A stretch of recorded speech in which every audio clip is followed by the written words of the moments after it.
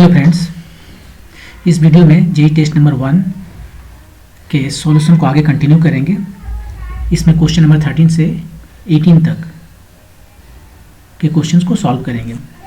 Question number 13 है, a point object a of mass small m is fixed at the periphery of a uniform rotating circular platform P of mass small m about the axis passing through the its geometrical centre. So एक platform है, ये disc जैसा है और ये इसका अपना geometrical axis है, सेंटर है। इधर से एक परपेंडिकुलर एक्सिस जो है उसी के अबाउट ये रोटेट कर रहा है। The tangential speed of A is V naught is to 10 metre per second. यहाँ पर एक ऑब्जेक्ट है ये, जिसका मास है सेम, जो मास इस पूरे प्लेटफॉर्म का एम है वही मास इसका भी है। प्लेटफॉर्म को पी से डिनोट करते हैं, इस ऑब्जेक्ट को ए से डिनोट करते हैं। और यहाँ पर इसका जो स्पीड है वो दिया है v0 10 मीटर पर सेकेंड। अब क्या किया कि another object b of same mass m is placed on top of a gently. ये एक ऊपर में दूसरा जो है मास ला के रख दिया, एक ऊपर में दूसरा मास रख दिया b, and both rotate together along with platform.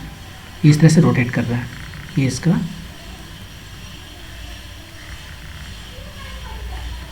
ये एक्सिस है, इसके अबाउट ये रोटेट कर रहा है। The final tangential speed of A and B, इसका फाइनल टेंजेंशियल स्पीड क्या होगा ए एंड बी वो बताना है। तो देखिए ये क्वेश्चन क्या है, ये question conservation law of angular momentum का है, क्योंकि इस पर जो टॉर्क कोई एक्सटर्नल टॉर्क है जो इसका रोटेशन को चेंज करेगा। इस पर टॉर्क कौन लगाता है? फोर्स लगाता है। और इस अब हमारा जो सिस्टम है वो तीन चीजों का सिस्टम है।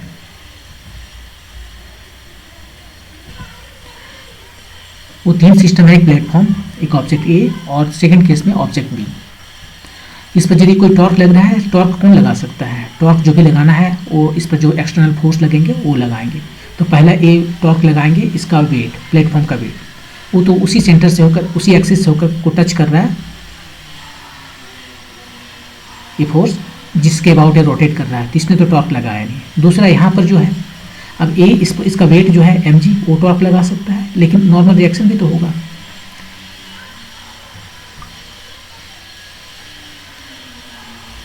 उस पर जो नॉर्मल रिएक्शन है, वो जो नॉर्मल रिएक्शन ए लगा रहा है, तो ये उतर दोनों मिलाकर सेम हो गया, राइट। नॉर्मल रिएक्शन ने उसको न्यूट्रलाइज कर दिया, तो इस पर कोई टॉर्क लग नहीं रहा है, एक्सटर्नल टॉर्क 0 है। तो इसका मतलब है कि उसका एंगुलर मोमेंटम कंजर्व्ड है, कांस्टेंट है।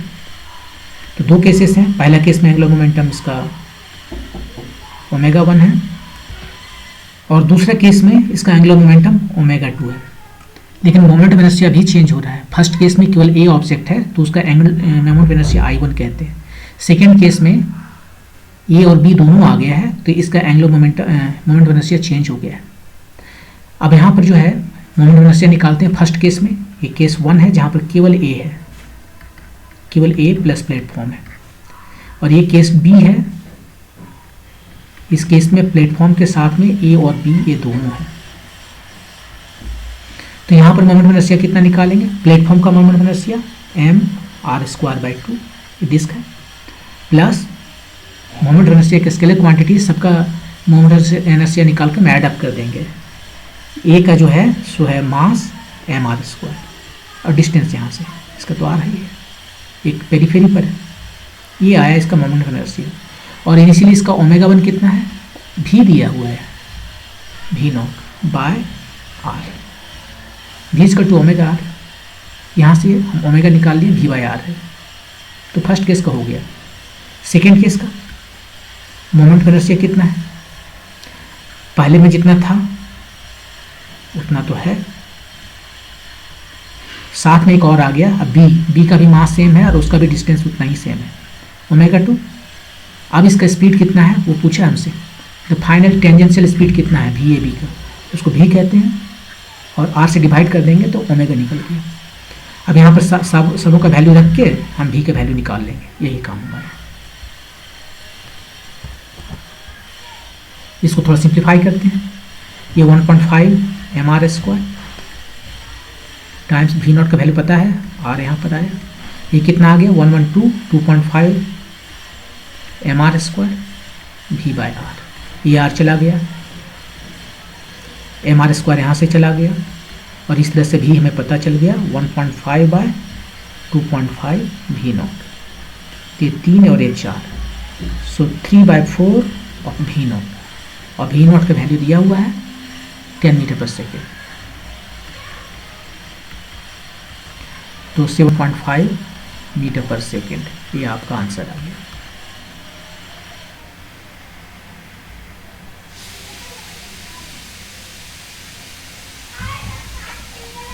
ये गलत है, यहाँ पर 4 लिख दिया मैंने, ये 1.5 डिवाइडेड बाई 2.5 है, 3/4 लिखा जो कि गलत है, ये 5 होगा, ये 4 नहीं, ये 5 होगा, ये 5 होगा और तब ये कितना आ जाएगा 6 मीटर पर सेकेंड, ये आपका आंसर होगा 6 metre per second, option number 3। तो इस केस में यही देखना है कि यहाँ पर हम जो conservation law of angular momentum लगाएं, conservation law of angular momentum, जो शुरू में एंगुलर मोमेंटम है वो एक एंगुलर मोमेंटम बाद में भी है, क्योंकि इस पर कोई एक्सटर्नल टॉर्क नहीं लग रहा है। तो इस तरह से केवल ये फार्मूला लगाकर हम जो है ω2 का वैल्यू निकाल सकते हैं और ω2 रिलेटेड है v से, टेंजेंशियल वेलोसिटी से, और इस तरह से हमें टेंजेंशियल वेलोसिटी का वैल्यू पता चल गया। ओके, मूव करते हैं नेक्स्ट क्वेश्चन पे।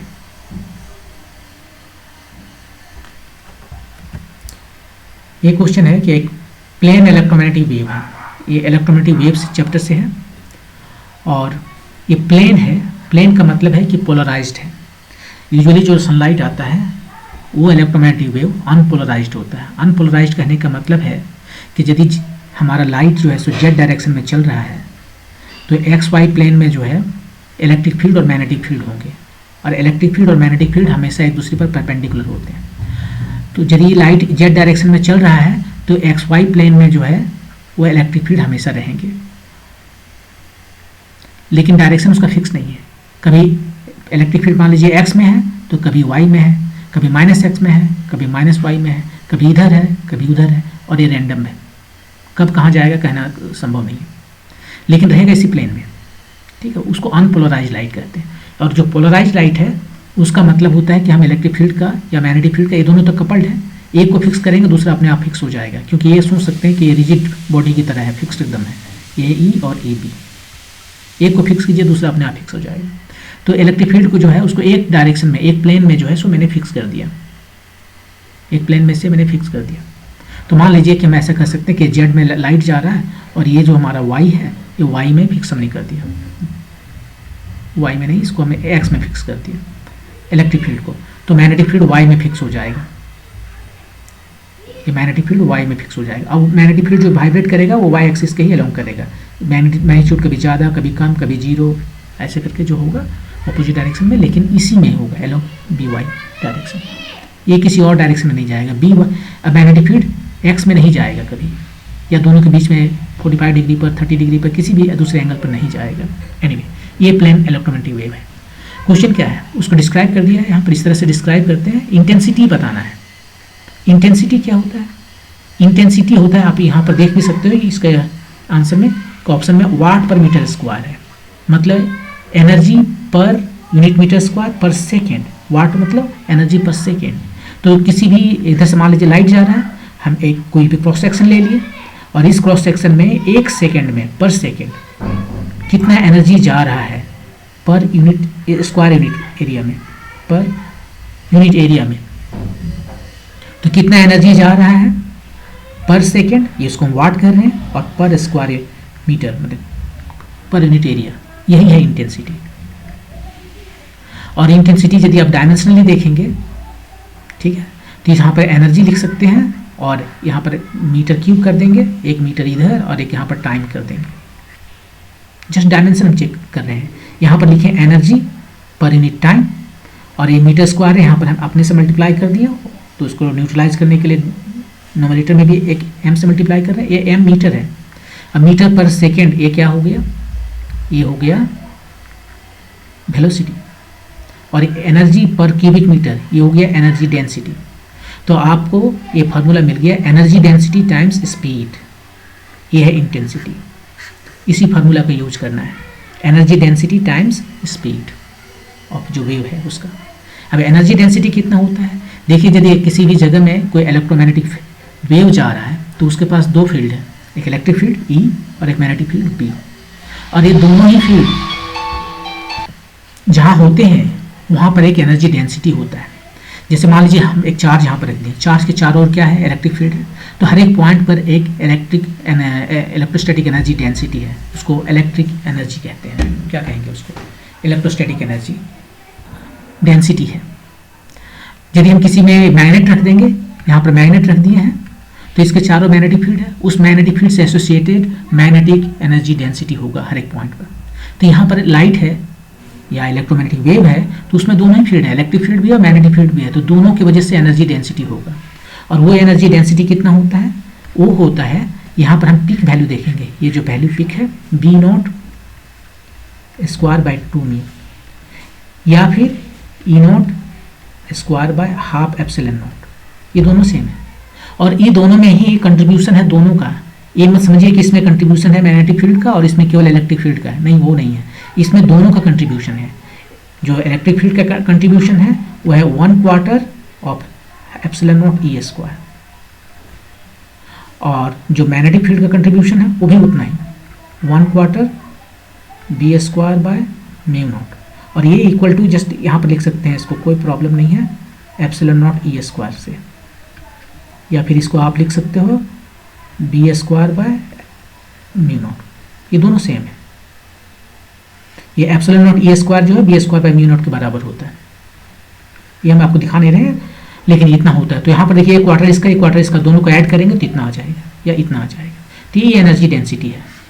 हमें B0 का वैल्यू दिया हुआ है, ये B0 है पीक वैल्यू, जो सबसे ज़्यादा होगा एक पर्टिकुलर T के लिए, ये सबसे ज़्यादा होगा। जब ये दोनों ये सब मिलकर 90 डिग्री हो जाएगा तो ये मैक्सिमम हो जाएगा, तो वो वैल्यू यहाँ पर B0 ये है 10⁻⁻⁶, उसको यहाँ पर सब्सटीट्यूट कर देंगे तो हमें ये मिल जाएगा एनर्जी डेंसिटी, और उसको भी से मल्टीप्लाई कर देंगे। अभी कितना है, स्पीड कितना है इस लाइट का, आप कहोगे 3 × 10⁸ मीटर पर सेकेंड, वो तो स्पीड का लाइट है वैक्यूम में, क्या ज़रूरी है कि वैक्यूम में मूव कर रहा है, तो हमें यहाँ पर निकालना पड़ेगा स्पीड।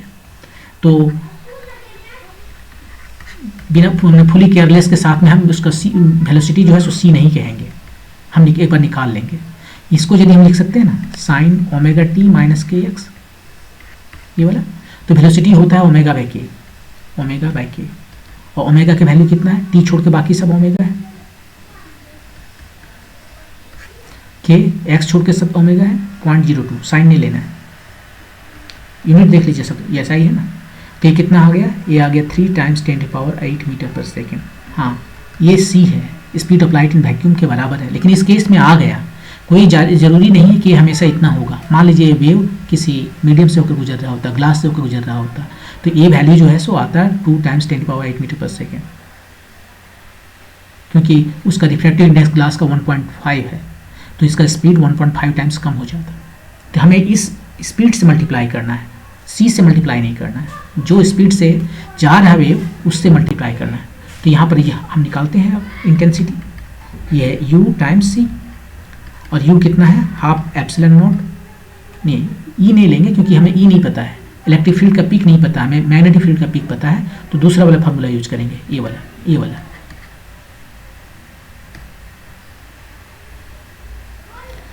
तो ये हम फार्मूला यूज करेंगे 2μ0, और C के लिए C लिख देते हैं। अब सबका वैल्यू रख देते हैं, हमारा आंसर आ जाएगा हाफ, B0 का वैल्यू 10⁻⁻6 है, उसका स्क्वायर करना होगा, C का वैल्यू 3 × 10⁸ है, और μ0 का वैल्यू कितना होता है 4π × 10⁻⁻7, ये होता है, ये आपको याद रखना है।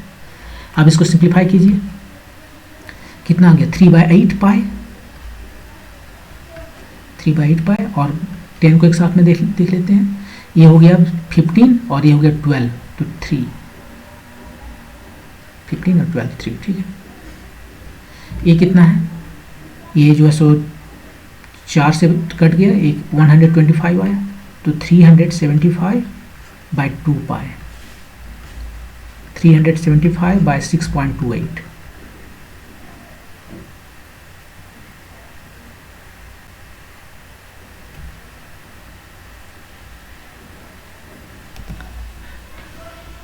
यहाँ पर थोड़ा सा फिर मिस्टेक हो गया, 8 से डायरेक्टली 125 में 1000 होता है, तो ये दो यहाँ एक्स्ट्रा आ गया, इसको नहीं होना चाहिए।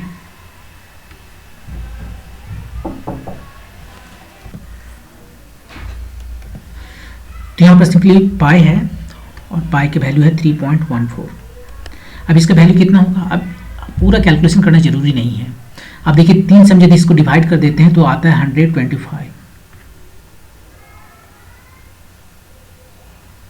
उतना होता है, लेकिन यहाँ पर उससे थोड़ा ज़्यादा है, तो ये नंबर जो भी आएगा थोड़ा सा उससे कम आएगा, कुछ समथिंग लाइक 120 ऐसे आएगा। ये मैं अंदाज से कर रहा हूँ।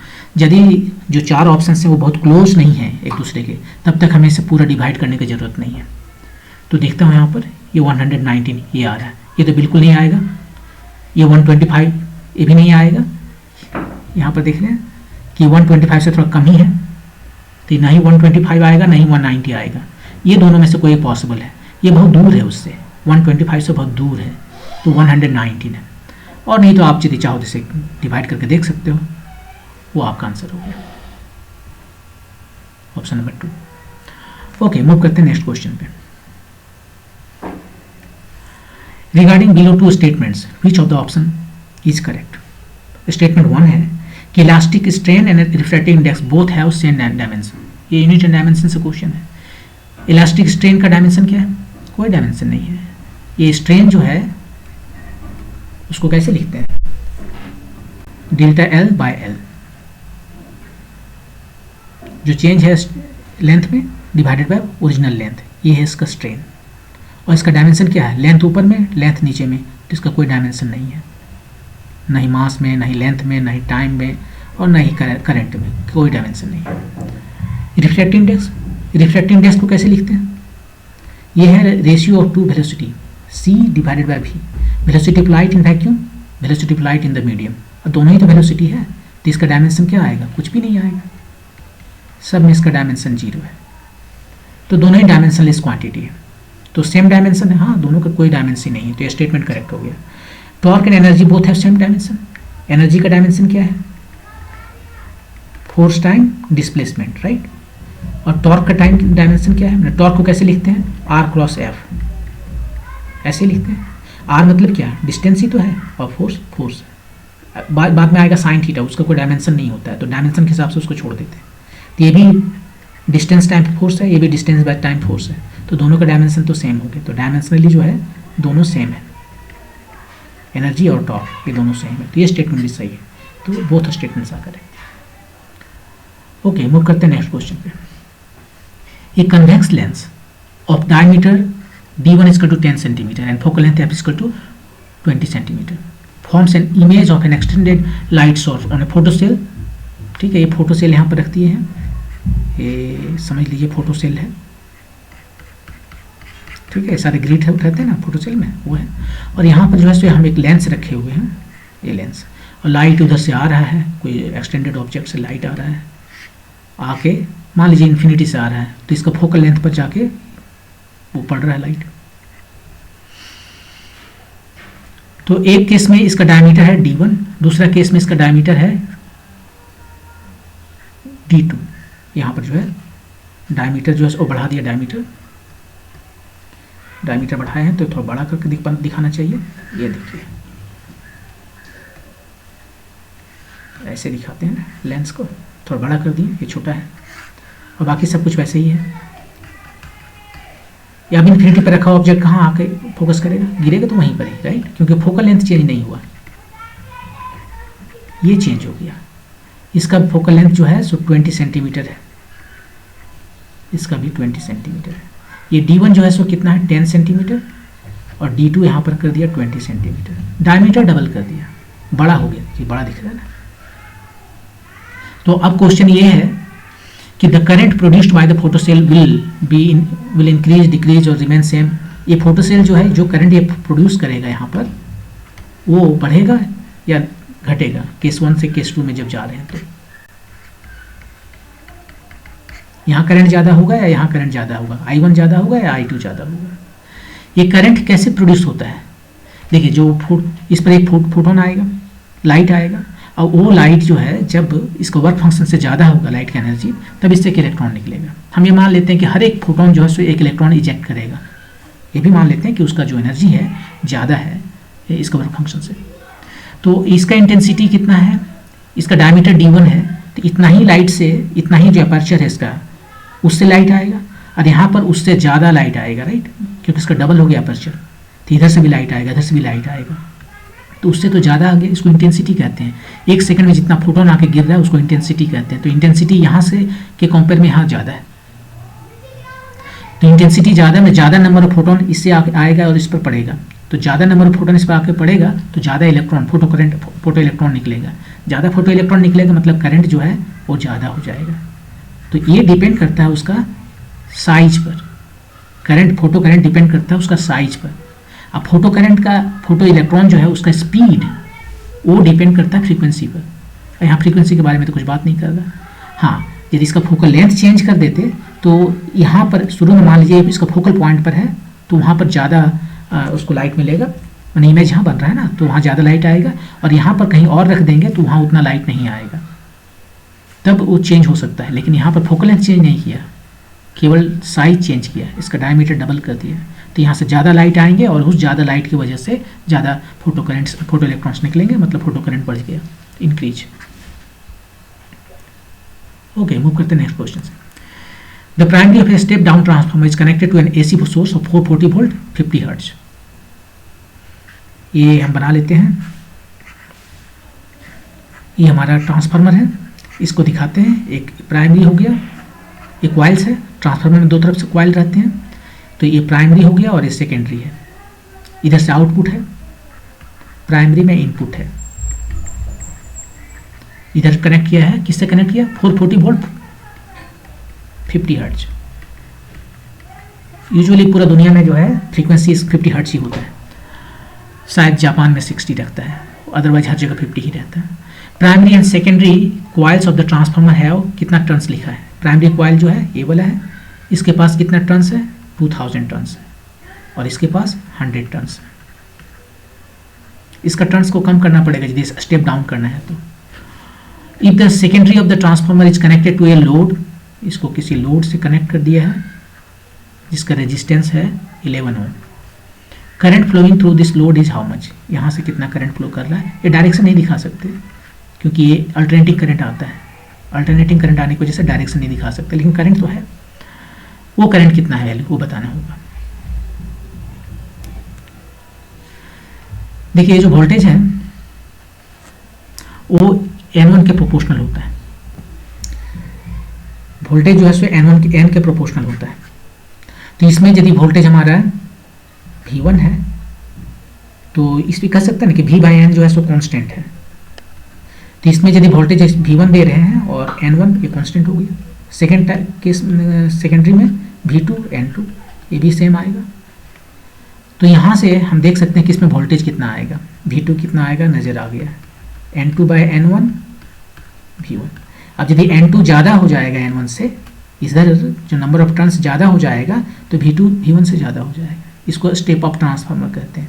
N2 यदि N1 से कम हो गया तो V2 V1 से कम हो जाएगा, इसको स्टेप डाउन ट्रांसफार्मर करते हैं। तो स्टेप अप या स्टेप डाउन में क्या करना है, जस्ट नंबर ऑफ टर्न्स जो है वो चेंज करना है, डाउन के लिए कम कर देना है प्राइमरी से और अप के लिए ज़्यादा कर देना है प्राइमरी से। तो इस केस में स्टेप डाउन है, यहाँ पर देख लीजिए दिया हुआ है, ये 100 है, N2 कम कर दिया, N1 में कितना है 2000 है, और V1 यहाँ पर कितना किसके साथ कनेक्ट किया है 440 वोल्ट के साथ में। ये कोई मायने नहीं रख रहा है, लेकिन हमें दिखाना पड़ता है कि किस फ्रीक्वेंसी के साथ कनेक्ट किया हुआ है। हमारे देश में जो भी लाइट करंट प्रोड्यूस होता है जनरेटर में वो 50 हर्ट्ज से ही प्रोड्यूस करते हैं, जो हमारे घरों में आता है। तो कितना आ गया, 1 2 3 ठो जीरो गायब हो गया और आया 22 वोल्ट। तो 22 वोल्ट आया, करंट कितना आएगा, करंट जो है so voltage divided by R, voltage कितना है 22 और आर का वैल्यू है 11, तो 2 एम्पियर आ गया।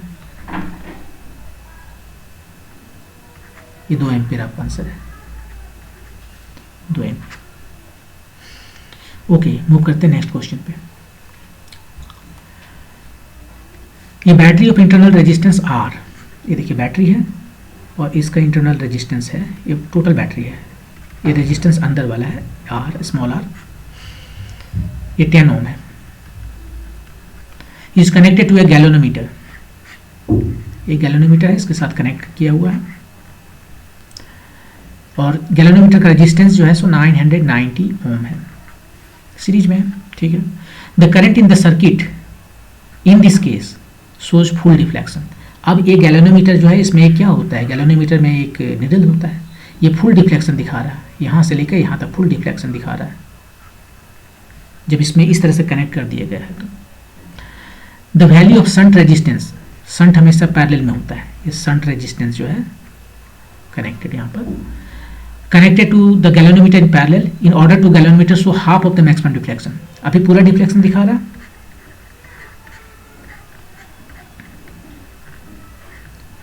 ये आर है, इसको बैटरी को ई बोल देते हैं, इसका EMF.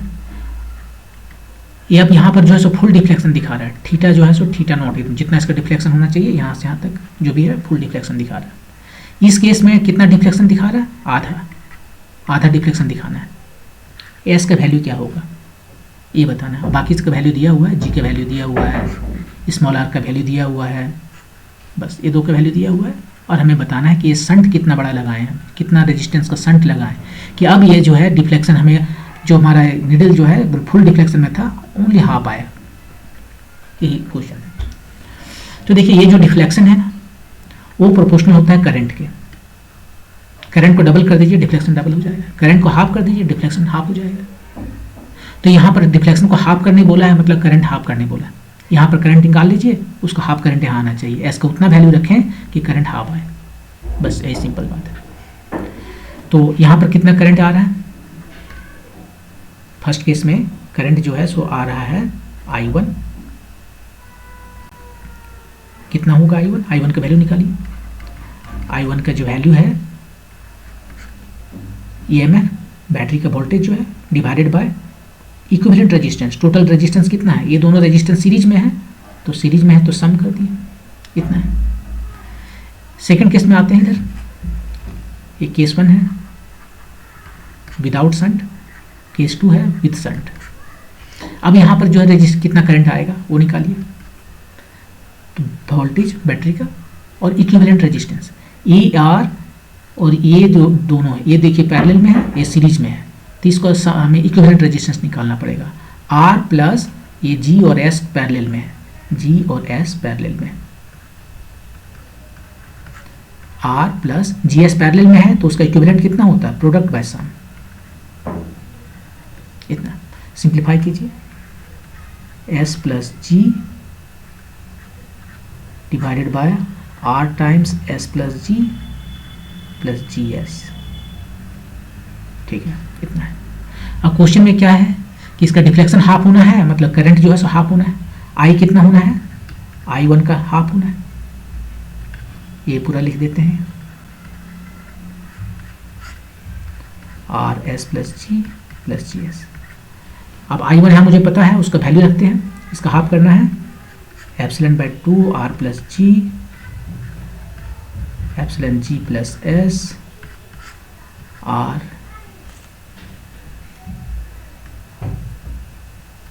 S plus G S. यहीं से हमें एस का वैल्यू निकालना है और कुछ नहीं करना है।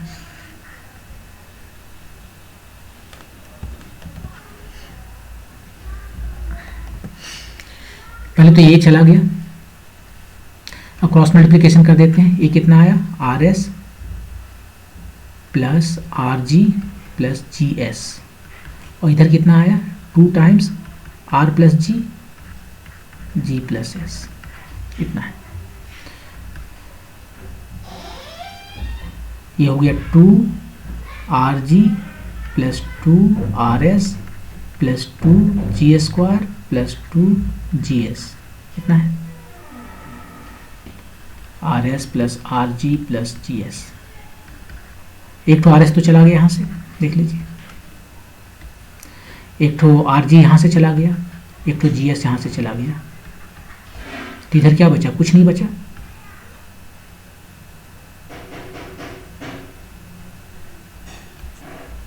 नहीं, इसमें थोड़ा गलत है कि ये जो करंट हमने निकाला है यहाँ पर, ये जो करंट निकाला है वो करंट यहाँ पर है, और ये डिफ्लेक्शन हाफ होने के लिए करंट इसमें जो है गैलोनोमीटर में हाफ जाना चाहिए, इसका हाफ जाना चाहिए गैलोनोमीटर में। अभी जो करंट सर्किट में है वही तो गैलोनोमीटर में जा रहा है, लेकिन यहाँ पर मैंने ये करंट निकाल लिया I, और उसको हम बोल रहे हैं कि I should be equal to I1/2। नहीं, वो नहीं, करंट इसमें डिफ्लेक्शन कम होने के लिए करंट इसमें जो जा रहा है उसको हाफ होना होगा, इसको आधा होना होगा जो यहाँ पर जा रहा है। यहाँ पर I1 जा रहा है, यहाँ पर I1/2 जा रहा है। तो फिलहाल जो करंट हमने निकाला है यहाँ पर, ये करंट है यहाँ पर जो पास कर रहा है। सो इसमें जो करंट जाएगा IG, वो कितना होगा वो यहाँ पर हम लिखेंगे। तो इसको हटा देते हैं, ये इधर पूरा गलत हो गया, इसको हटा देते हैं।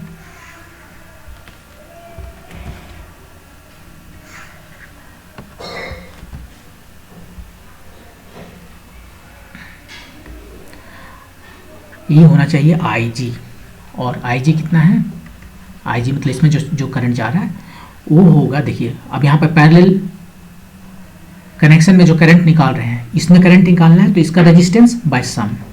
करंट हम किस में निकाल रहे हैं, गैलोनोमीटर में, तो रेजिस्टेंस हमें लेना पड़ेगा S का, और उसके बाद सम ले लेंगे S + G, यहाँ से जो करंट आ रहा है I। तो इस तरह से एक करंट डिस्ट्रीब्यूट हो जा रहा है। इसमें जो करंट I आ रहा है ये दोनों पैरेलल में कैसे जाएगा, इसमें करंट निकालना है तो इसका रेजिस्टेंस डिवाइडेड बाय सम। चलिए इसमें करंट निकालना है तो ये इसका रेजिस्टेंस डिवाइडेड बाय सम। तो यहाँ पर हमें करंट निकालना है G में, तो हम लेते हैं S डिवाइडेड बाय सम और जो भी करंट आ रहा है, और इसके बाद में S/S + G यहाँ हुआ। I का वैल्यू ये वाला जो यहाँ पर जो करंट आ रहा है उसको लिखते हैं यहाँ पर EG + S R G + S time + GS। ये तो चला गया G + S, और हमारे पास आया ES बाय जो भी है R G + S + GS, और ये वैल्यू होना चाहिए I1/2। तो यहाँ से लिख देते हैं I1 के वैल्यू, ये हो गया E/R + G 2 टाइम्स E खत्म। अब इसको सिंप्लीफाई कर लीजिए, ये हो गया 2S R + G।